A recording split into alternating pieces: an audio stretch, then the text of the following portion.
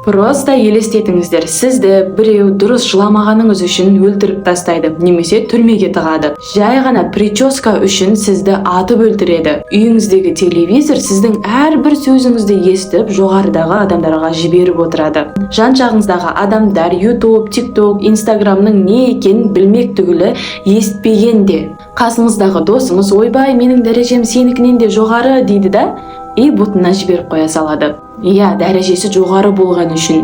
Сіз байқаусызда бір қателік жасап қоясыз, бірақ өмір бақи сіздің бала-шағаңыз да, немерелеріңіз де бәрі сіздің сол жасаған бір қатеңіздің жазасын өтеп жүреді.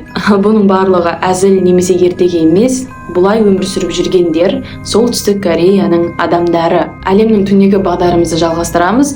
Оңтүстік Корея жайлы ужас ақпараттарды айтқаннан кейін барлығыңыз Солтүстік Корея жайлы сұрадыңыздар. Ладно, қоймай сұрап алған өздеріңіз.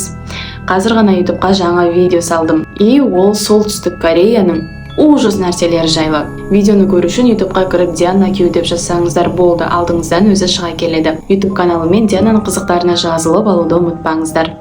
Мақұл.